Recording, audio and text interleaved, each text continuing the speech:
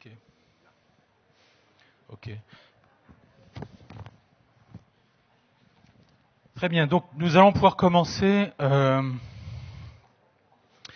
par un débat qui fait suite tout à fait au précédent, qui nous parlait des relations entre la cuisine et l'architecture.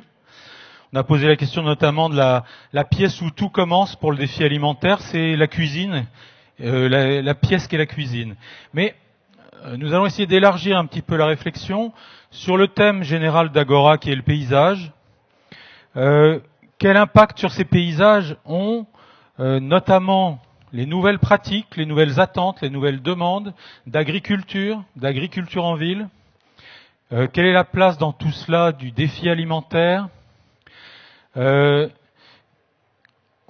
on va en 3 débats rentrer dans le sujet petit à petit. On va se demander d'abord si on peut nourrir la ville dans la ville. Est-ce que les expériences notamment d'agriculture urbaine peuvent nous amener à avoir des espérances? Que peut l'agriculture aujourd'hui pour répondre aux besoins des urbains? On se posera la question dans le débat de 15 heures ensuite de savoir ce que les architectes, les urbanistes, les aménageurs font pour prendre en compte ces nouvelles pratiques, ces nouvelles attentes de la population en matière de nourriture, de culture, de végétalisation, de retour de la nature en ville. Et puis, de façon précise, on se fera un spot sur la place de la permaculture. Face à ces promesses, que peut-on attendre, mythe ou réalité? La permaculture sera le débat de 16 heures. Et puis à 17 heures, un débat concret sur une situation bordelaise. La ville de Bordeaux, la métropole bordelaise, est une ville, et la métropole est une métropole dont les espaces naturels occupent la moitié de son territoire. Qu'en faire? Comment les intégrer à un projet qui est un projet de croissance métropolitaine, en les respectant? C'est une richesse inestimable. Ce sera le débat de 17 heures pour finir cet après-midi. Mais tout de suite, je voudrais commencer, j'ai parlé de défis alimentaires, avec 4 intervenants, donc Arnaud Daguin, Édouard François, Patrick Vasseur et Marc Rigaud, si vous voulez bien venir sur scène pour que nous commencions, s'il vous plaît. Merci. Installez comme vous voulez. Oui, installez-vous. Comme vous voulez, allez-y. Voilà, Édouard François et Arnaud Daguin, s'ils sont par là. Ils sont là, ils ont fait le tour. Installe-toi sur le canapé. Et Arnaud Daguin.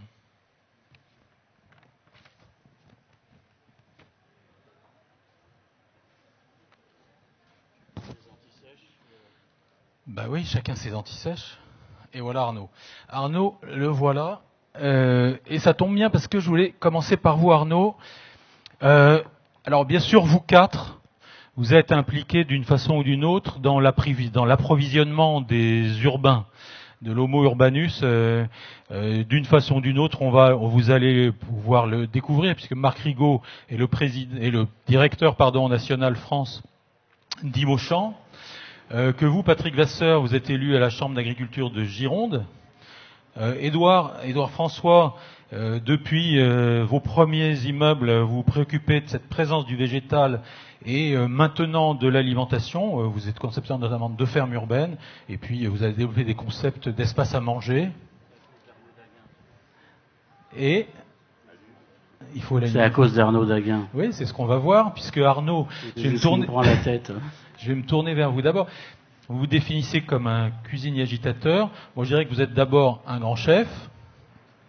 Votre modestie dût-elle en souffrir? Je vous remercie. C'est mon point de vue de journaliste.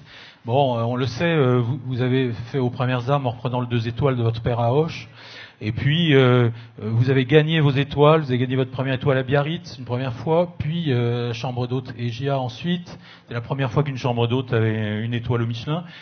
Donc voilà, aujourd'hui, vous n'êtes plus restaurateur. On profite quand même de vos conseils tous les dimanches matins dans l'émission de mon excellent confrère François-Régis Gaudry. C'est à l'heure de la messe, mais bon, on peut faire des sacrifices certains dimanches. Où votre chronique est très appréciée. Moi, je fais régulièrement le Chili con Carno, conseillé par Arnaud, excellent. Bon, voilà.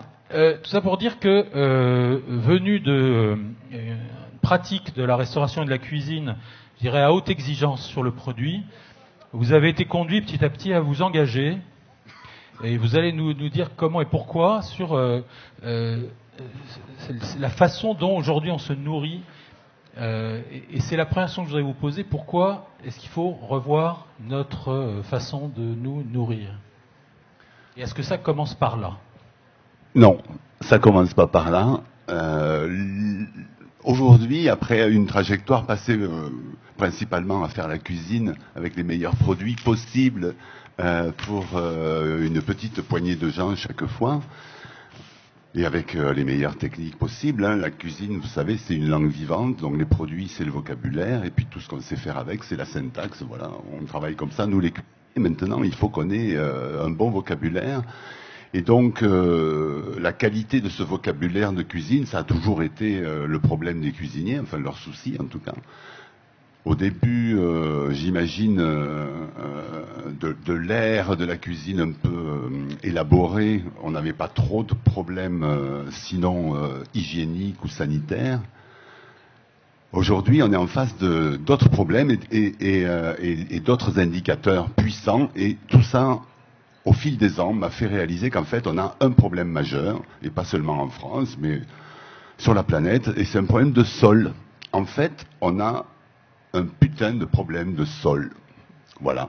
L'agriculture qu'on fait depuis 150 ans détruit la vie du sol. Et quand j'ai envie d'être un peu, provocateur, je dis, si j'étais un ver de terre, moi je préférerais boire un coup de glyphosate que prendre un coup de charrue.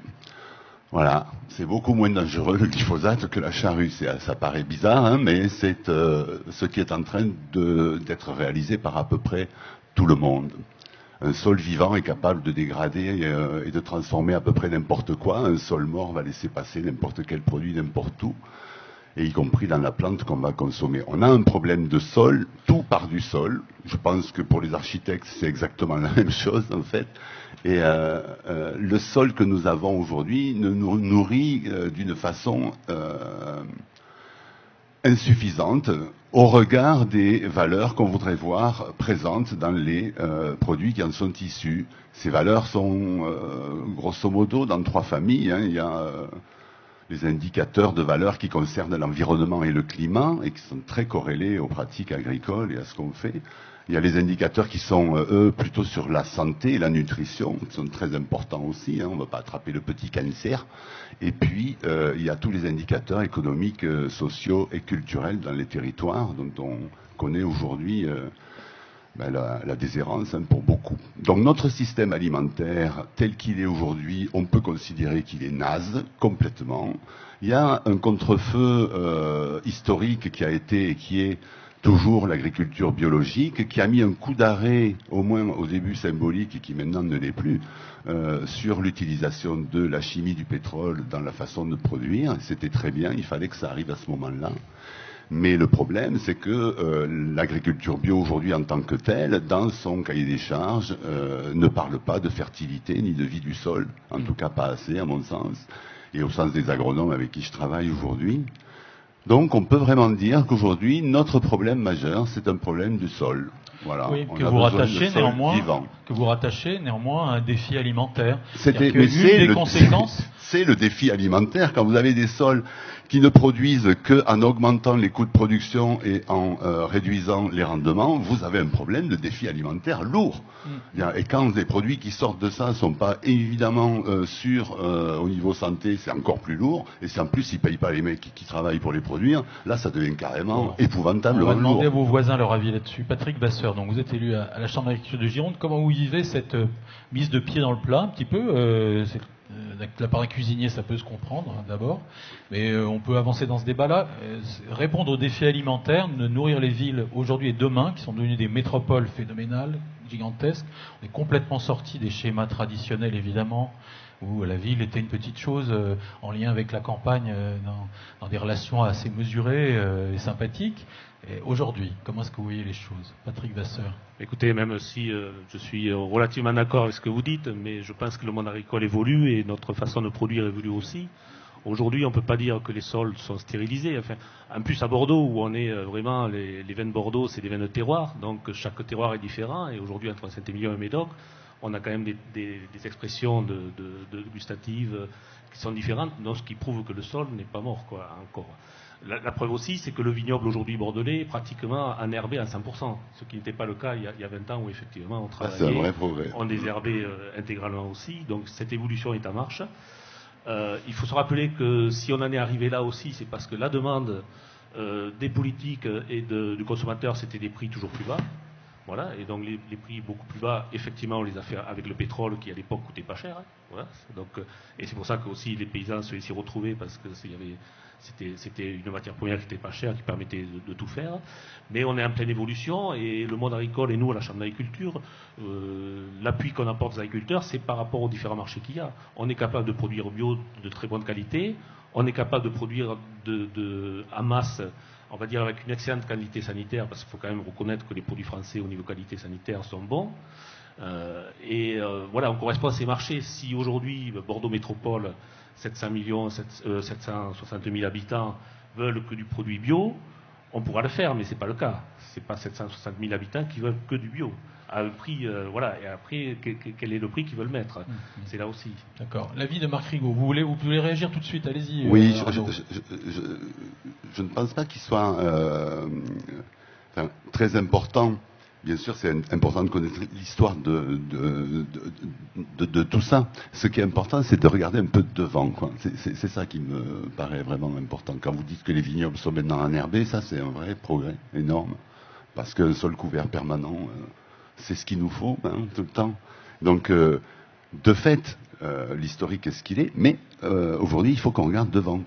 C'est vraiment là que ça se passe. Et franchement, l'azimut qu'on a, c'est la biodiversité dans le sol, dans le champ, pas autour, avec des bandes enherbées, dedans. Voilà, c'est des arbres partout, c'est l'agroforesterie, c'est la permaculture, c'est l'agroécologie. C'est pas seulement la bio. On est d'accord?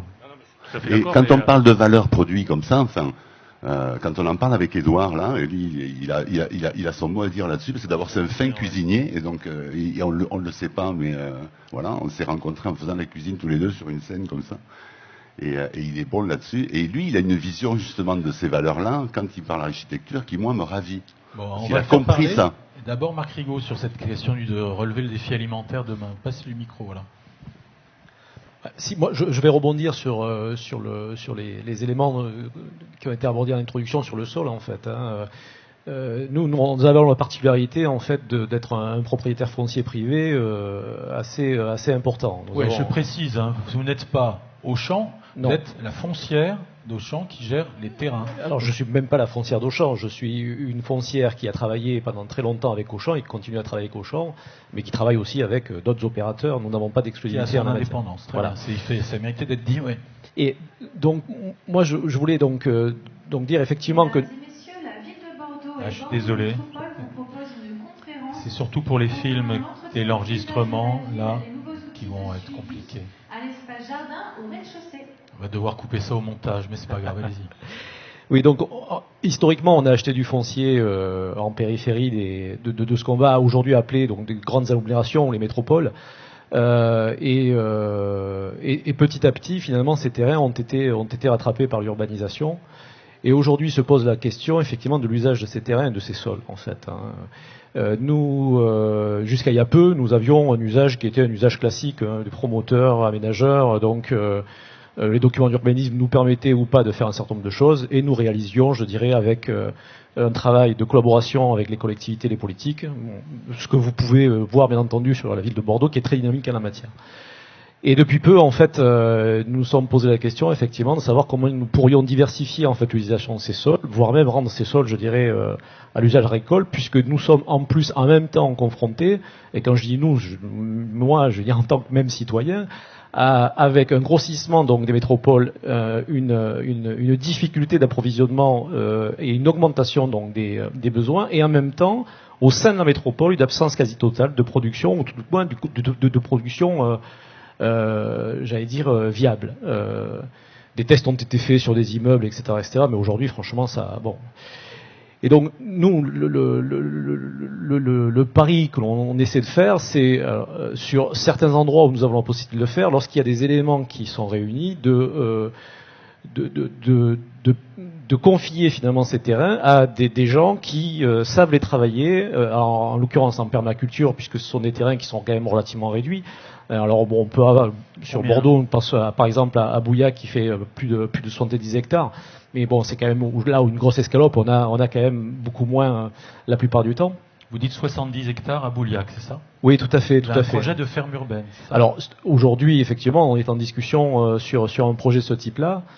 Et le but, ce serait effectivement de pouvoir développer donc un projet qui puisse servir à la fois donc à la valorisation donc du territoire, alors pas dans un aspect, j'allais dire esthétique, contemplatif, mais qui est vraiment une démarche donc aussi de production et d'intérêt, et qui rentre aussi dans cette optique de répondre à des questions très concrètes, de dire comment est-ce qu'on va faire pour produire, alors pas la totalité, mais une bonne partie de ce que l'on a besoin demain en ville. Voilà.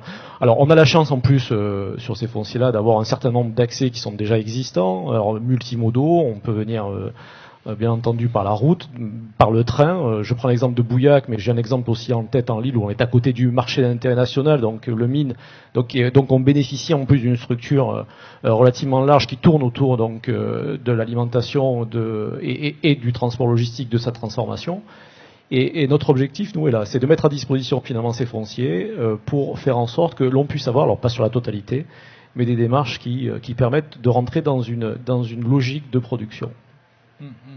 Oui, vous n'avez pas encore évalué évidemment en termes de tonnage de sortie, de ce que ça peut amener, parce que c'est une des aspects du débat. On vient de soulever la question du défi alimentaire. Il va falloir nourrir les urbains, peut-être différemment effectivement, en cultivant peut-être différemment, mais est-ce qu'on peut le faire dans la ville? Alors, les premiers chiffrages que nous avons fait avec Ferme d'Avenir, qui nous aide sur ce dossier-là, sur le dossier par exemple de Bordeaux, représente sur une projection au-delà de 2020 à peu près 10%.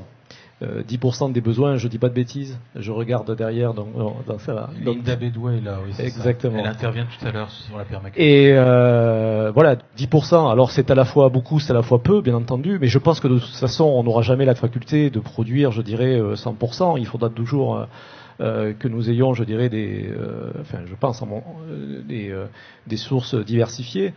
Mais je trouve que c'est un bon signe, et je pense que c'est quelque chose vers lequel nous allons nous tourner de plus en plus. D'accord. Alors, Édouard François, votre regard. En commençant, je voudrais dire qu'il faudrait que les gens, de façon générale, certains de mes confrères aussi, sortent d'une vision un peu réductrice de votre travail. On vous a un peu souvent réduit au gars qui a fait l'immeuble qui pousse avec des plantes sur les balcons, quoi. Alors que il y a autre chose quand même dans ce que vous produisez. C'est bien d'être réduit. C'est bien d'être réduit quand on est une sauce. Mais sur cette question du défi alimentaire, encore une fois, vous semblez vous saisir en effet de grands enjeux, et sans doute pas que le défi alimentaire, puisque un projet comme celui de la Tour de la Biodiversité à Paris, dans le 13e arrondissement, est un concept de tour qui se ressème, qui envoie des graines un peu partout, qui favorise la biodiversité. Donc, qu'est-ce que vous avez intégré comme moteur dans votre voiture d'architecte? J'essaye d'être un peu une éponge de la société, de voir ce qui bouge, sachant que l'écriture architecturale est quelque chose d'instable. On ne peut pas dire, voilà, l'architecture c'est ça. C'est les modernes qui sont coincés sur une écriture le corbusienne, disant l'architecture c'est ça. Non, l'architecture c'est là où va la société, et c'est intéressant de regarder là où elle va. Me concernant, j'ai été un des premiers à jouer avec le bâtiment végétaux. J'ai commencé, mon premier bâtiment a été livré il y a plus de 25 ans à Jupille. C'est une référence mondiale. À Montpellier. Hein. Pardon ? À Montpellier. Non, c'est à Jupille. Des bâtiments dans les haies. Et puis, j'ai vu mon travail devenir quasiment une obligation pour les autres. C'est-à-dire que faire un bâtiment végétal, ça permettait aux autres de gagner des points, etc. Donc, j'ai laissé un peu le sujet tranquille. Et je me suis dit, après, peut-être qu'il faut essayer de donner un sens, finalement, à ce végétal. Alors moi, le végétal que je faisais, c'était un végétal qui répondait à un végétal en ville. Par exemple, un parc, un bâtiment végétal devant un parc, il agrandit le parc, ça a du sens. Mais actuellement, je vois, on met des bâtiments végétaux sur un boulevard, ça n'a aucun sens. Et un végétal quelconque. Je me suis dit, on peut peut-être travailler sur la biodiversité. Ça peut amener quelque chose d'avoir des insectes, il y a des corridors verts, il y a un certain nombre de choses qui jouent. Ça, c'est l'immeuble de Masséna.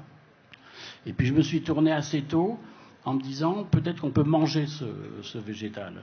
Et là, ça devenait intéressant. Et puis, c'est au croisement de beaucoup de choses. C'est au croisement, notamment, de la nature en ville, des problèmes de pollution, des problèmes de transport, transport de marchandises, des problèmes de densification. On voit que de métropolisation, on voit que la métropole aujourd'hui est en train de se densifier, donc de s'étendre. On parle de cette espèce d'idéal de la nourriture à 100 km.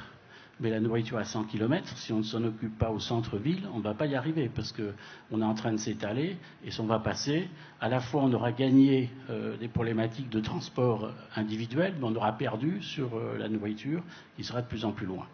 Donc finalement, c'est un combat, je dirais, de tous les mètres carrés, de tous les interstices, finalement, de réintroduire ce paysage à manger en ville. En même temps, c'est là où il y a de l'emploi. Et puis, ce que disait Arnaud sur le carbone, c'est une des manières, parce qu'un sol vivant, c'est un sol qui est plein de carbone, c'est une des manières d'attraper la pollution. Et là-dedans, ce qui me fascine en tant qu'architecte, c'est que rien n'a été écrit. Et dans ce travail d'écriture, dans ce travail patient d'essayer de comprendre qu'est-ce qu'on peut en faire, naissent des solutions tout à fait inédites. Par exemple, j'ai 3 exemples que je fais actuellement à Brazza. Juste à côté en face, je fais un champ de 3500 mètres carrés sous mes immeubles, on dévie les ascenseurs et les escaliers pour pas aller dedans, donc c'est une vraie entité en soi. Les façades, pour éviter de manger la lumière, sont en inox poli, de telle manière à ce que le soleil continue à descendre. L'eau qui pleut sur le toit traverse et puis va, par un système de douche, repleuvoir en bas, donc on garde l'eau sur le sol. Et puis quand vous n'avez pas mangé votre repas ou que votre fils n'a pas fini son assiette, vous aurez la fenêtre et puis vous balancez ça. En bas, il y a des poules, il y a des cochons, il y a tout un tas de trucs. Et c'est ça l'agriculture urbaine aussi. Il faut pas le lier que au végétal. Il y a la permaculture, c'est l'association finalement du monde des animaux, du végétal, toutes ces formes. Et Domo France est d'accord pour mettre des cochons sous les immeubles, hein, parce que Domo France est d'accord pour mettre des cochons sous les immeubles. Du moins, ils ne sont pas d'accord pour s'en occuper, mais c'est un lot de copropriété en soi à donner en gérance à un agriculteur qui, avec 3500 mètres carrés, peut arriver à vivre ou à participer. Et puis c'est aussi en ville, il y a un marché de l'emploi. Il n'y a pas d'emploi au milieu de la France, mais par contre, il y a beaucoup de gens sans emploi qui sont en ville. C'est un modèle. Vous avez évoqué, là en passant, un des rôles qu'avait évoqué Arnaud Daguin tout à l'heure du végétal, c'est qu'il stocke le carbone dans le sol. Et de fait, ça peut être, vous avez dit stocker la pollution, c'est peut-être plus que ça, c'est dépolluer. Par exemple, en allant plus loin, je fais à Paris, rue Didot, la première ferme au-dessus de bâtiments existants. Bon, ça ne me serait pas venu à l'idée, c'est le président d'I3F, il en avait tellement envie que je dois le faire. Donc il m'a dit, je voudrais que tu me fasses un champ au-dessus de mes HLM. Donc déjà, la première réflexion, c'est de dire, censurer son envie en disant, on ne peut pas mettre de terre sur ton HLM parce qu'il n'a pas été prévu pour. Bon, on a mis au point, on s'est dit, s'il en a vraiment envie, et en plus c'est intéressant, il faut le faire. Donc on a trouvé la solution pour pouvoir mettre 1 mètre de terre sur n'importe quel immeuble qui n'a pas été prévu, dans des conditions économiques très intéressantes. Et puis, on s'est dit, on a ces problèmes sur les bâtiments existants et même sur les nouveaux, des tuyaux. Il y a des tuyaux, les traînasses de ventilation. C'est très compliqué d'aller mettre de la terre avec les traînasses. En fait, finalement, les traînasses, c'est une chance pour l'agriculture urbaine. Parce que qu'est-ce que ça véhicule ? Ça véhicule de la vapeur d'eau, ça véhicule du carbone, les gens ont respiré dans la salle de bain, ça véhicule des thermies. Donc si vous sortez les traînasses verticalement, vous mettez un collecteur en haut, vous enfermez le tout dans une serre, vous allez réduire considérablement l'émission de CO2 des humains qui sont dans la boîte en dessous. Et c'est ça qui est passionnant, c'est que ça nous permet de trouver des solutions extrêmement intéressantes. Et là, la serre a un rendement inouï parce qu'elle est autonome en eau, vapeur d'eau des salles de bain. Il y a simplement un truc qui est marrant, c'est les odeurs. Bon, alors on m'a dit, oui, les odeurs, mais en même temps, vous les respirez en bas, quoi, merde. Hein, donc finalement, on leur a mis un désodorisateur pour que ça sente bon la fausse fraise avec la vraie fraise. Ok. Alors, donc vous avez parlé du CO2 là à l'instant, Arnaud. C'est un des axes majeurs de travail aujourd'hui. On sait que, on sait qu'on est à 500 parties par million de CO2 dans l'atmosphère. On est passé à 400, voilà. On sait est passé à 400 en 2016, 400 parties par million non, là, de CO2 dans l'atmosphère. On est à 490, on est à 500 virtuellement, on sera à 550, dit le GIEC, quoi qu'il arrive, même si on cessait d'émettre aujourd'hui complètement, ce qui est une vue de l'esprit, on serait toujours à la bourre pendant 250 ans pour arriver au niveau de 1971 seulement, je crois. Donc, qu'est-ce que c'est qu'une partie par million de CO2? Peut-être vous le savez déjà sans doute, c'est 7 milliards 800 millions de tonnes de CO2, 1 ppm, d'accord? Voilà, ça met un peu une idée de ce qu'on a à enfouir dans le sol aujourd'hui, puisque en période pré-industrielle, on était à 280, on le sait, dans l'atmosphère terrestre. Donc voilà, c'est le cycle normal du carbone, c'est normal, le cycle du carbone. Et on a une chance inouïe d'avoir compris que le végétal était l'outil principal de stockage de carbone dans les sols. Et donc, le but de l'opération, c'était que le sol soit le plus riche possible en matière organique, donc en carbone. Et ça, pour ça, il faut accepter de le nourrir. Il ne faut pas le travailler, le retourner, foutre sa pédophone en l'air, bousiller les lombrics qui travaillent beaucoup mieux que nos charrues, en fait, le rendre complètement imperméable avec les semelles de battance, et donc le rendre globalement émetteur de carbone au bilan, plutôt que stockeur. Donc on a 5 milliards d'hectares de surface agricole utile sur Terre aujourd'hui. Si on était, c'est une vue de l'esprit, mais si on était capable de faire 1% d'augmentation de matière organique sur ces 5 milliards et sur les 30 cm d'humus qui sont la moyenne de l'humus qu'on a sur Terre, on pourrait régler le problème climatique en 25 ans, sans cesser d'émettre. Ouais. Ça, c'est une théorie. On est d'accord que c'est absolument impossible à faire. Je sais pas, Patrick Vasseur hoche la tête, on demande son avis. Oui, non, mais on travaille aujourd'hui au niveau de la chaîne d'agriculture, justement, c'est sur des enherbements non naturels des vignes pour stocker le carbone, donc notamment des féveroles, des baisses. On peut aujourd'hui, avec un enherbement, faire un peu tout ce qu'on veut. Alors l'objectif, stocker le carbone, ça va, ça marche. L'objectif d'aérer le sol par les systèmes racinaires. L'objectif d'apporter des nutriments à la vigne ou à autre ça. Donc on est là-dessus au niveau de la chambre d'agriculture. Et vous pouvez, quand vous promenez en Gironde, vous voyez parfois, alors la féverole, ça peut monter jusqu'à 1,60 m. Ça peut monter très haut et ça apporte effectivement, ça stocke le carbone. Bon, l'objectif c'est du 4 pour 1000. Oui, c'est l'objectif qui a été fixé par le Et ça, effectivement, c'est une révolution qui se met en marche sur lesquelles on travaille, sur lesquelles on conseille les agriculteurs. Alors après, sur les terres de labour, on va dire, effectivement, se pose le problème par rapport à la destruction après de ces implants végétatifs. C'est pour ça que j'étais volontairement... Ils ne se font pas chimiquement, ils se font mécaniquement, et donc on risque finalement le carbone qu'on a stocké à le remettre avec le matériel et tout ça. C'est pour ça que j'étais volontairement provocateur tout à l'heure. Je dis volontiers, si j'étais un lombric, je préfère boire un coup de glyphosate que prendre un coup de charrue. Mais c'est vrai, c'est pas une vue de l'esprit, c'est vrai. C'est-à-dire, c'est beaucoup plus dangereux de travailler le sol que d'y mettre de temps en temps quelque chose qui est une hormone, en fait, le glyphosate, et qui sera parfaitement dégradé par un sol vivant. On a des problèmes avec certains phytos, comme le glyphosate aujourd'hui. Pourquoi on en retrouve partout? C'est parce qu'on les fout sur des sols qui sont pas foutus de les dégrader. Je dis pas que c'est bien, on s'en passera à terme. Toutes les techniques qu'on promeut aujourd'hui et sur lesquelles on va, vous savez très bien, les techniques de conservation des sols, les techniques donc c'est la permaculture adaptée à la grande culture, on va le dire comme ça pour faire vite, quoi. Mais toutes ces techniques-là, elles ont comme objectif de faire monter le taux de carbone dans les sols, mais faire exploser la biodiversité, parce que la biodiversité, ça se protège pas. Je ne sais pas si vous êtes au courant. Hein. Pas du tout. Hein. La biodiversité, c'est soit je la détruis, soit j'en crée. Il n'y a pas d'intermédiaire. On ne protège pas la nature, ça ne marche pas. On ne protège pas, on ne sanctuarise pas. C'est ou on en fait, ou on en détruit. Ça, c'est les faits, c'est pas une théorie, hein, c'est vraiment comme ça que ça marche, quoi. Donc, le but du jeu, c'est d'en produire de la biodiversité le plus qu'on peut, et on n'en prend pas le chemin, puisqu'on travaille sur une douzaine de variétés seulement en tout d'espèces, et que ça, c'est juste pas possible, quoi. Et donc, on va parler semences, vous allez avoir 1 kilomètre de tomates sur les quais demain, et vous allez voir ce que c'est la biodiversité, quand on la laisse parler, c'est extraordinaire, et c'est comme ça que ça évolue. C'est comme ça que notre agriculture a évolué jusqu'à qu'on décide de faire des graines toutes pareilles et qui se reproduisent pas en plus. Voilà. Oui, oui, vous aimez bien citer une démonstration que fait un ingénieur anglais, Tony Lovell.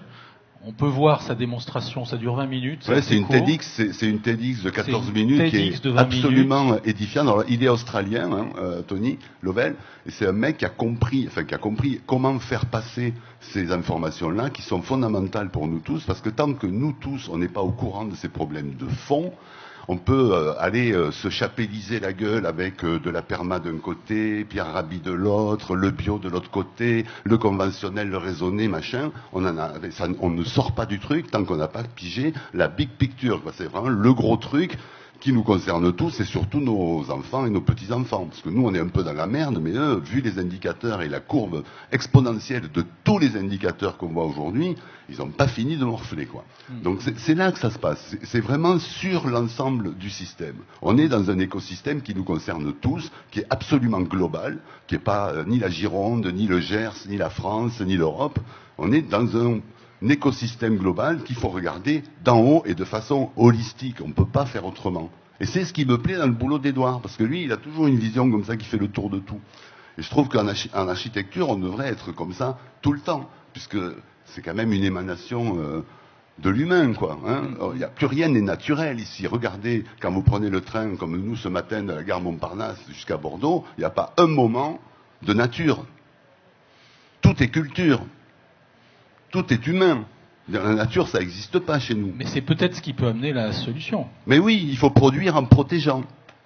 Et protéger en produisant. Alors, ce que vous nous dites, alors le TEDx de Tony Lovell, c'est Putting carbon back where it belongs, the earth. C'est ça. Sol. Voilà, c'est la démonstration en deux mots. Et donc, peut-être que la solution notamment du défi alimentaire, mais au-delà de ça, du défi climatique, elle est dans l'agriculture. Peut-être que les agriculteurs vont nous amener. Mais c'est la solution. Plus que même la réduction des émissions. Si on doit parler d'une solution, puisque c'est une mauvaise habitude qu'on a, parce que c'est facile, la potion magique, l'homme providentiel, la solution unique, hein, voilà, on est formaté comme ça, alors qu'en fait c'est jamais comme ça, on le sait bien, c'est une floraison de trucs qui marchent plus ou moins bien et qu'on conduit comme on peut, quoi, hein, c'est comme ça que ça marche en fait, c'est des bouquets, quoi, voilà. Mais quand vous parlez du problème climatique, eh ben, de fait il y a une réponse, quand on parle des problèmes de l'eau, de fait il y a une réponse là-dedans, quand on parle des problèmes de biodiversité, de fait il y a des réponses là-dedans, c'est le sujet qui doit nous animer ces prochaines années, même ces prochains mois, c'est le sujet, c'est comment on fait une agriculture du vivant. Et qu'on la fasse en ville ou qu'on la fasse à la campagne, ça n'a pas d'importance, je veux dire. Le tout, c'est que ça soit vivant. Voilà. C'est ça qu'il nous faut. Il faut qu'on se reconnecte avec ce qu'est une agriculture du vivant. Aujourd'hui, l'agriculture qu'on fait à 95%, c'est pas de l'agriculture, c'est de la pathologie végétale. Et c'est pas possible, quoi. On ne peut pas durer comme ça. Et ça coûte une putain de fortune. Alors pour rebondir, donc à partir de ce que vous venez de dire, on comprend quand même qu'il faut que toute la filière s'y mette. S'il y a une conversion agricole, est-ce que vous pensez possible, de votre point de vue, vous avez été encore une fois restaurateur cuisinier, que producteurs, transformateurs, industries alimentaires, distributeurs arrivent à se mettre d'accord pour aller dans le bon sens? Là, on est en train de parler d'autre chose qui est le prolongement de ce dont on vient de parler, voilà. Et que je pourrais résumer comme étant un regard sur une économie de la fonctionnalité. Voilà. C'est comme ça qu'on le voit. Il suffit de lire le rapport de l'ADEME là, par l'agence Athémis il n'y a pas longtemps sur ce thème-là. L'économie de la fonctionnalité, ça devient quelque chose de prégnant et dans l'alimentaire, c'est fondamental. C'est-à-dire qu'est-ce qu'on veut au bout de la filière. Est-ce qu'on veut toujours une putain de millefeuille de gens qui se parlent jamais, qui se tirent sur la gueule pour pouvoir marger plus les uns que les autres en s'écrasant un peu, en profitant des subventions? Parce que c'est quand même comme ça que ça fonctionne aujourd'hui. Ou est-ce qu'on veut quelque chose qui soit vertical, transparent, dynamique, au cours duquel les datas fonctionnent en permanence et circulent en permanence, et où on sait qui est où et fait quoi et dans quel but? Est-ce que c'est ça qu'on veut? C'est ça la fonctionnalité. Au bout, c'est nourrir comme il faut les gens, en fonction, enfin, avec des produits qui, 1, nous sortent du merdier climatique, 2, sont plutôt bons pour notre santé, et 3, nourrissent correctement les gens qui travaillent pour les produire. C'est pas compliqué, hein, c'est 3 axes. C'est pas compliqué. Par contre, c'est complexe. Parce que là, il y a des rentes de situation. Vous savez, aujourd'hui, les grosses coop, elles font leur marge sur quoi? Quand elles ne sont pas sur des produits financiers, comme l'Ourberry, par exemple, qui fait 80% de sa marge nette sur du produit financier, je vous le signale, hein, pour des agriculteurs, c'est quand même sympa. Mais sinon, quand ils font pas, où est-ce qu'ils font les marges? Ben, c'est sur la vente de matos, donc de phytosanitaires, etc. Voilà. Donc on en est là. Aujourd'hui, l'agriculture, elle doit se retourner vers le vivant, et nous tous, on doit se retourner vers le vivant. Il ne faut pas se laisser berner par telle petite solution dans ce coin-là. Il faut mesurer pour progresser. Mais il faut qu'un McCain, par exemple, accepte de commander à des agriculteurs. Mais vous croyez qu'ils font quoi aujourd'hui? McDo, ils ont commencé il y a 6 ans, et aujourd'hui, vous avez, je peux vous le dire, puisque je m'en occupe, un groupement d'intérêt économique qui est en train de se créer avec le groupe Elior, avec le groupe Accor, avec Système U, avec Clarence, le parfumeur, et d'autres groupes costauds comme ça, et on le fait dans ce but-là. C'est-à-dire que quand vous allez voir des gens, des groupes de producteurs, d'agriculteurs ou des petites coop en disant « ouais, ça serait bien de faire ça parce que c'est bien pour le climat, c'est bien ça », les mecs ils vous disent « ouais, t'es gentil chérie, mais nous ça fait longtemps qu'on fait l'agriculture, on n'a pas besoin de tes conseils ni de ton avis ». Quand vous arrivez en disant « bonjour, il me faudrait 120 000 tonnes de pommes de terre à l'année, s'il vous plaît, j'ai un cahier des charges, si vous voulez bien le regarder, on va regarder ensemble comment on fait », je peux vous dire que les mecs ils sont là, quoi. Et puis ils sont là tout de suite, quoi. Il n'y a pas de problème. On dit voilà, on fait une démarche de progrès, on va vers une agriculture du vivant, on a un cahier des charges qui est progressif, et on va faire 120 000 tonnes par an, entre autres, de patates, comme ça. Patrick Vasseur, vous pensez aussi que c'est une question d'intégration de toute la filière? Alors, je voudrais rappeler. Je vous en prie, allez-y. Vous parlez de pommes de terre, donc j'ai fait des petits calculs hier. La consommation de pommes de terre en France, c'est 20 kg par habitant. Hein. Combien? 20 kg par habitant et par an. Donc sur Bordeaux Métropole, ça représente 15 000 tonnes. Ce qui représente à 40 tonnes par hectare à peu près 380 hectares. Je ne sais pas si dans les Landes on fait 380 hectares de pommes de terre. Et je ne compte pas les touristes qui mangent sur Bordeaux, ils sont de plus en plus nombreux.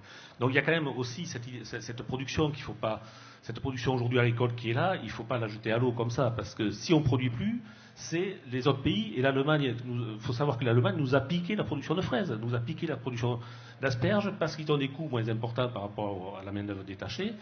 Et l'affaire des œufs au fipronil, on n'est pas capable en France de produire des œufs. Pourquoi on va les chercher au Danemark? Parce qu'ils ont aujourd'hui développé une agriculture, on va dire industrielle, hein, on va le dire, et que l'industrie et que la grande distribution, ce qui les intéresse aussi pour la majorité, pas pour tout, parce qu'ils ont leur rayon bio, ils ont leur rayon et tout ça, mais la majorité aujourd'hui de ce qui se vend, c'est le prix, le consommateur. Dans les états généraux de l'alimentation qui se tiennent aujourd'hui, les enquêtes montrent bien que la majorité du consommateur, c'est le prix qu'il cherche.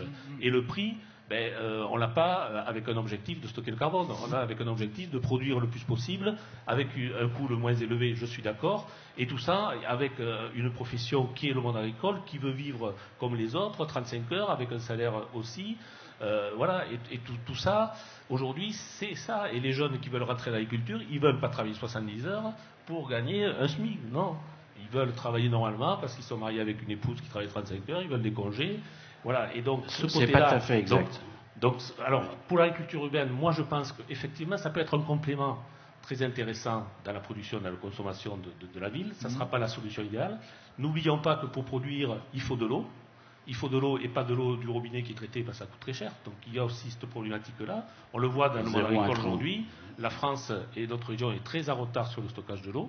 On sait qu'on va vers des pénuries d'eau et donc des pénuries de production. Et aujourd'hui, rien ne se fait. Donc dans l'agriculture urbaine, l'élément important de l'agriculture, c'est l'eau quand même. C'est la base. Si oui, mais là encore, il y a des solutions à trouver aussi au niveau architectural pour pouvoir stocker l'eau qui tombe du ciel quand elle tombe, parce que parfois elle ne tombe pas tout le temps. Hein. Mais un sol poreux stocke, filtre l'eau. Arnaud, d'ailleurs, mais je dois entendre Marc Rigaud aussi là-dessus. Allez-y, Arnaud. Je dis un sol vivant, occupé par des lombriques, il infiltre, il filtre l'eau, et voilà. Et il évapore bien moins. sûr. Mais un sol qui n'est pas vivant, qui a une semelle de battance, avec les abados qu'on connaît aujourd'hui, on lessive juste les matières organiques jusqu'au ruisseau, lequel ruisseau n'a plus de ripicile parce qu'on a viré les arbres pour que ça soit plus pratique à travailler, et du coup tout coule dedans, et ça finit à la Garonne qui, à cette magnifique couleur café au lait en permanence, parce que, ben voilà, c'est comme ça, quoi, le sol, nos sols, ils partent à l'océan. Bon, c'est ça qui est en train de se passer, et c'est le résultat de techniques agricoles qu'on a fait Vasseur depuis vous des répond. années. N'oublions pas Plagnol, le terme, mais dans le Midi, toutes les exploitations, il fallait une source d'eau pour produire. Bien sûr qu'il Donc, faut de l'eau. Voilà. Donc aujourd'hui, on a des techniques pour stocker cette eau qui nous tombe du ciel, mais on va vers de plus en plus d'années de sécheresse. On le sait, les climatologues, le changement climatique. Mais bien on sûr, le connaît. et donc la biodiversité voilà. génétique est très importante pour qu'on puisse Également, regarder. C'est pas le seul élément. Ça n'est un. Je suis d'accord avec vous, hein. Des sols riches en matière organique retiennent beaucoup plus d'eau que des sols qui sont pas riches en Oui, matière organique. et une génétique adaptée, c'est-à-dire une variété qu'on a peut-être perdue depuis 100 ans, mais qui se passe plus d'eau. Moi, je connais des maïs au Pays Basque que vous connaissez sans doute, ça s'appelle le Grand Roux Basque, par exemple, et qui est un maïs qui est absolument pas le maïs dévastateur qu'on connaît ailleurs. C'est comme ça qu'on va y arriver, c'est-à-dire c'est d'abord le sol, la génétique qui va bien sur le sol et les techniques agronomiques qui vont bien sur les deux. C'est que c'est la commande des transformateurs, des distributeurs qui régule. Non mais cette commande c'est la nôtre, c'est la nôtre, c'est pas les transformateurs. Quand un groupe comme Elior qui fait 4 millions de repas par jour dans le monde, qui fait bouffer des gens à l'hôpital, mal à l'hôpital, à l'école, à l'université, dans les entreprises. Quand on leur demande de faire une prestation à un prix donné et qu'on ne veut pas en sortir, et vous parliez du prix tout à l'heure, je voulais justement en parler moi aussi. Quand vous dites qu'on n'a pas l'acceptation à payer, c'est vrai. De fait, quand vous passez à la caisse du supermarché ou de chez votre épicier, vous n'avez pas envie de payer cher et vous essayez de regarder quand même, de ne pas vous faire râper le dos par des prix, et vous cherchez le meilleur rapport qualité-prix, on va dire en tout cas le moins cher. Mais regardez ce qui se passe sur la viande par exemple, comme on va prendre l'exemple du cochon, j'ai 1 euro dans la main, donc je dis à la louche, avec 1 euro, je peux acheter 100 grammes, mettons, d'un cochon pas cher, donc à 10 euros le kilo. Ces 100 grammes de cochon, ils sont pas chers, je passe à la caisse, bon, ben ouais, c'est 10 euros le kilo, c'est pas cher. Ok, très bien. Après, là, le cochon en question, il faut nettoyer sa merde. Parce que on s'aperçoit maintenant de ce que ça nous coûte. Donc là, je vais le payer une deuxième fois, mais je vais pas m'en apercevoir parce que c'est dans mes impôts, tout ça, bon. Mais après, il faut soigner les gens qui rendent malades, parce qu'en plus, c'est pas les bons gras qui traînent mal celui-là, parce que lui-même, on lui fait bouffer des protéines qui vont pas bien, et du coup, son ratio d'oméga dans les gras, il est pas bon. Pour nous, il nous bouche les tuyaux, et il nous rend malades. Et donc, du coup, il faut payer aussi collectivement, les frais que coûtent les soins à ces gens-là. Mais c'est pas fini. C'est-à-dire, le mec, quand il vend ce cochon-là, vu le prix qu'on lui paye, il faut pas croire qu'il va croûter. Vous connaissez les revenus des paysans aujourd'hui. Donc personne ne peut vivre sans la PAC ou quasiment pas, quoi. Donc il faut le payer encore une 4e fois pour payer le mec qui le produit. Et la grosse injustice, c'est que quand vous bouffez pas de cochon, vous le payez 3 fois quand même. C'est pas cher, ça. Il est hors de prix, le cochon pas cher. Il nous coûte une fortune tous les ans. Même quand on n'en bouffe pas. La démonstration est Alors brillante. faut arrêter avec les prix. C'est la valeur qu'il nous faut. La démonstration est brillante, mais la question c'est de savoir aussi ce qu'on fait. Passer le micro à Marc Rigaud sur cette histoire de... Il faut remonter un système vertueux de A à Z, non? Marc Rigaud, qu'en pensez-vous? Sur ce qu'on a évoqué en ce qui concerne la distribution, moi ma réflexion c'est de se dire que la proximité en fait est certainement une des bonnes solutions quant à la filière d'intégration dont on parlait. Il est clair que si nous arrivons à avoir dans les différentes zones d'habitation, notamment quand on parle d'habitation avec des fortes densités comme c'est le cas sur les éléments métropolitains, si on arrive à avoir et à proposer donc des solutions de production de proximité, nous avons des possibilités effectivement donc d'avoir des filières intégrées de distribution. Et même d'autoproduire, je dirais, un certain nombre de choses quand on évoquait tout à l'heure des solutions qui sont portées par l'habitat. Après, moi je vous rejoins, mesurer c'est vertueux, ça c'est sûr. Mais s'entendre déjà sur le bon thermomètre, la démonstration qui a été faite, elle est éloquente. Et je pense que si on mesure les choses de cette manière-là, on aurait peut-être d'autres décisions à apporter aux actions qu'on est en train de mener. Et après, c'est aussi, je dirais, quand on disait je m'inspire de l'ère du temps tout à l'heure, c'est un peu ça. C'est aujourd'hui toutes les sociétés avec lesquelles on travaille, qui sont amenées donc à faire aujourd'hui du commerce, quelle que soit, je dirais, l'activité marchande, elles ont des clients et elles sont à l'écoute de ces clients et elles font en sorte de faire coïncider ce qu'ils estiment être une demande à une offre. Maintenant, demain, si il y a massivement, je dirais, des réorientations, comme c'est en train de se passer, notamment sur l'alimentation, il est clair que les distributeurs, de manière générale, tous les gens qui font ce métier-là seront obligés de s'adapter ou de disparaître.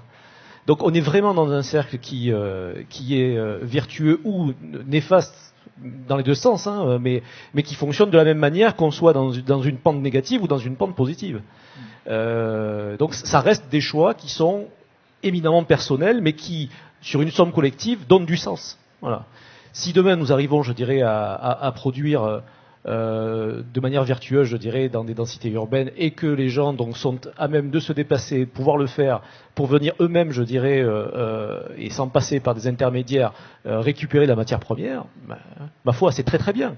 Après, moi, je pense que on aura toutes sortes de canaux de distribution. Celui-ci en est un, mais il y en aura encore d'autres. Et c'est bien la mixité de tout ça qui va faire que vous allez vous y retrouver, hein, que vous habitiez ici ou ailleurs d'ailleurs.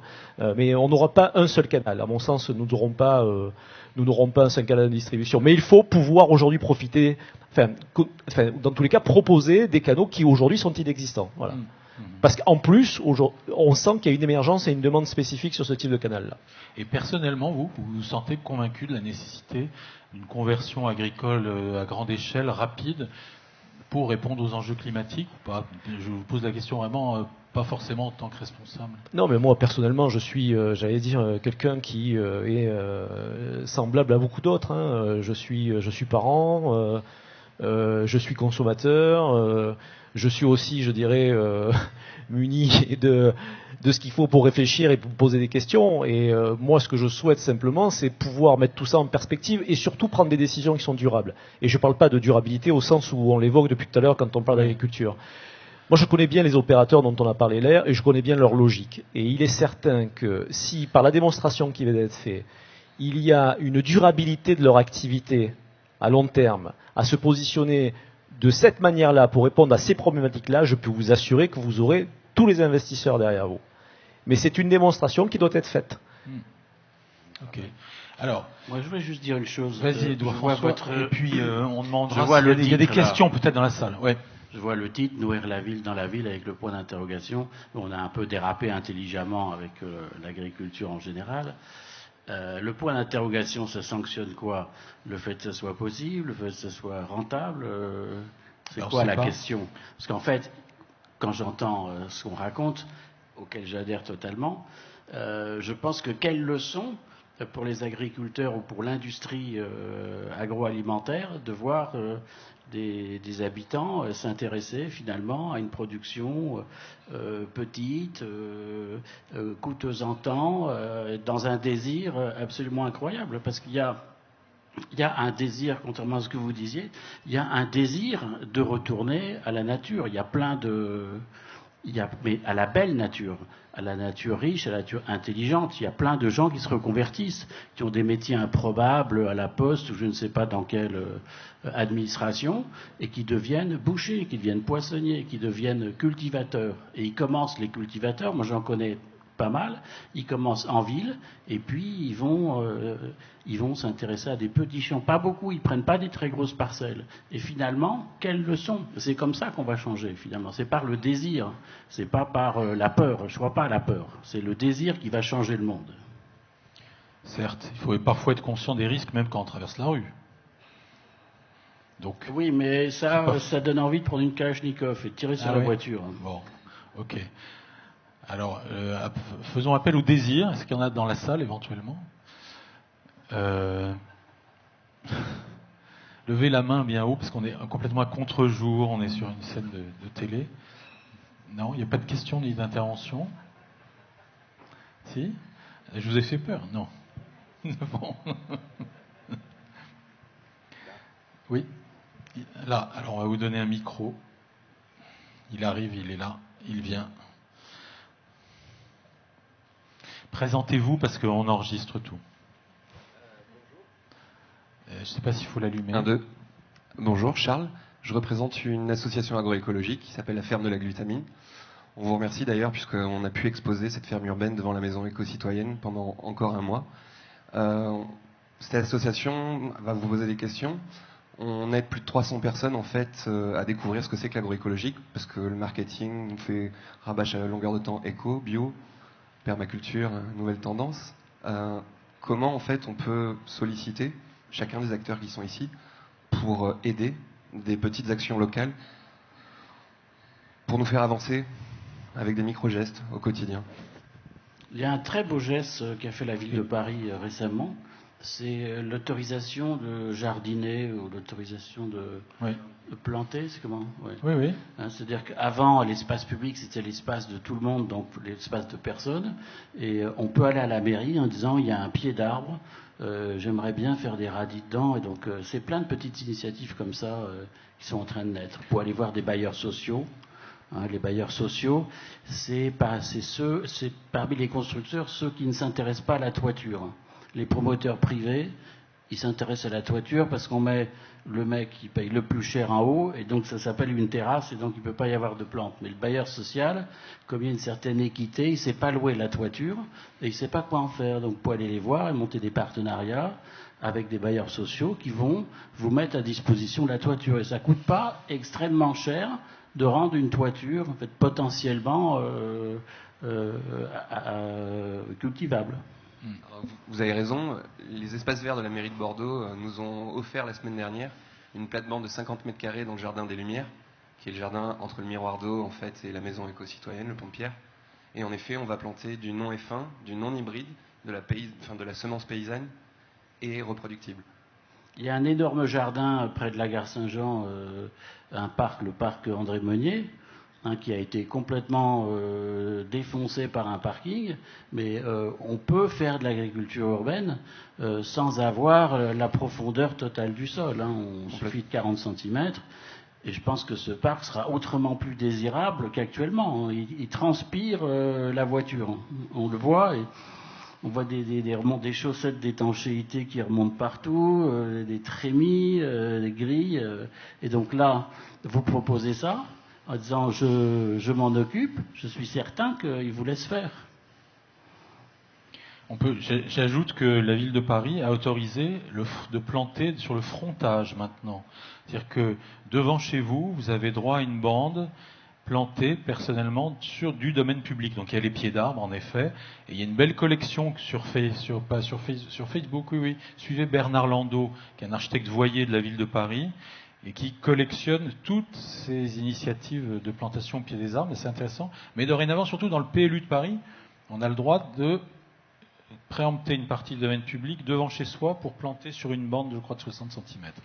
Alexandre Chemetov a été un des premiers à s'en servir. Ce qui est plus intéressant dans le PLU de Paris, c'est ce qu'on ne sait pas. Alors on a une espèce de peur de la hauteur, hein, la hauteur fait peur, mais dans le PLU de Paris, vous pouvez faire une serre ou une étagère à plantes de 100 mètres de haut, c'est autorisé. C'est-à-dire que il y a une limite pour l'humain, et après, pour le végétal, c'est non limité. Bon, autre question éventuellement?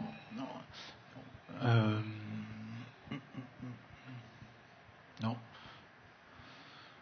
Bon, écoutez, on va poursuivre les débats parce que vous avez posé tout un tas de questions, et notamment la question de dans la ville avec un point d'interrogation. On va y revenir dans le débat qui suit avec des paysagistes, des urbanistes et des agriculteurs qui interviennent sur le paysage en essayant de mesurer les potentiels et ce qu'il est possible de développer. Un mot peut-être pour conclure, Arnaud Daguin, votre regroupement là qui intègre des distributeurs, des consommateurs, des transformateurs, ça existe? Oui, en fait, c'est simplement... notre société est en train de changer beaucoup et très vite, et je pense que même au sein de ces gros groupes industriels et éminemment commerciaux, on commence à avoir la conscience que leur durabilité même, on parle d'économie là, est liée aux exigences de nous tous. Et donc il me paraît essentiel que nous soyons tous au moins aussi cultivés que les sols de l'agriculture urbaine sur le sujet, et qu'on sache de quoi on parle quand on demande quelque chose à un produit. C'est les valeurs qui sont dans les produits alimentaires qui sont fondamentales, et encore une fois, c'est pas très compliqué à comprendre. Il y a celles qui concernent le climat et l'environnement, il y a celles qui concernent notre santé, et il y a celles qui concernent l'économie, le social, la pérennité de l'activité dans les territoires. Voilà. Donc maintenant, quand vous mangez, quand vous achetez, vous jouez à un jeu qu'a inventé mon copain Denis Mélier, qui est restaurateur à Toulouse et à Paris d'ailleurs, qui a les restaurants Gigot. Il a inventé un jeu qui s'appelle le coq à 2 Q. Je ne sais pas si vous connaissez ce jeu. C'est un acronyme, C-O-Q-Q, c'est comment, où, qui, quoi. Chaque fois que vous achetez à bouffer, quelque part au restaurant là, posez la question, regardez ce qu'on vous répond. C'est très facile, hein, c'est un jeu rigolo, vous allez voir, 99,9 fois sur 100, vous n'avez pas les réponses. Donc, commençons à nous cultiver nous-mêmes, à nous prendre un peu par la main pour essayer d'être exigeants de la bonne façon. On ne va pas demander connement du bio, ou connement du sans gluten, ou connement... non, il faut qu'on soit intelligent, et on commence à l'être de plus en plus. Et ces gros groupes dont vous parlez là, enfin, dont j'ai parlé là, ils sont en train de s'apercevoir qu'il est fondamental pour eux d'évoluer en synchronicité avec ces exigences-là. Et donc, ils ont aussi réalisé le problème que ça représentait en termes de production, et donc ils sont en train de se mettre en ordre de marche pour aider l'agriculture à une large échelle à aller vers ces objectifs-là.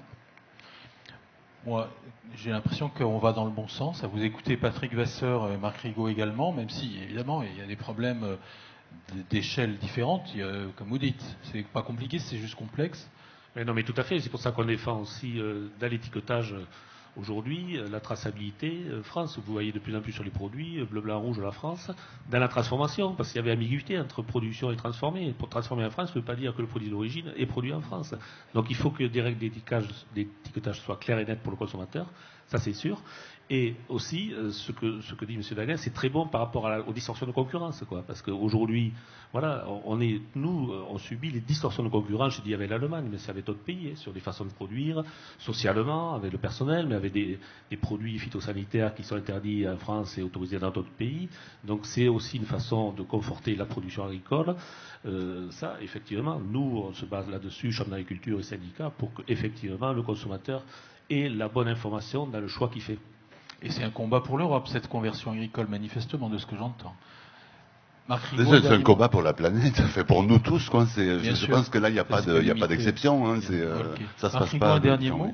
Vous pensez qu'on va dans le bon sens aussi? Moi, ce que j'ai entendu est plutôt rassurant. Alors oui, bien sûr. Enfin, dans tous les cas, la conviction, c'est que la richesse de ce qui a été, j'allais dire, apporté ces derniers temps, c'est vraiment la prime à la collaboration et au partenariat.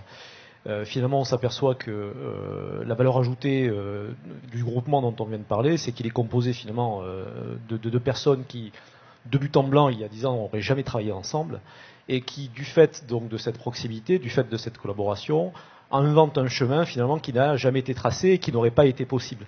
Et c'est le cas d'ailleurs pour ce sujet-là, mais comme beaucoup d'autres. Hein, je pense que l'avenir sourira, alors on dit qu'elle sourit aux audacieux, elle sourira surtout aux gens qui savent bien collaborer entre eux.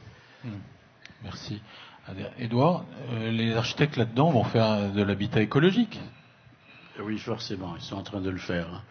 Je voudrais juste prendre un exemple. Il y a un potentiel de plaisir à jouer avec l'agriculture, avec les produits.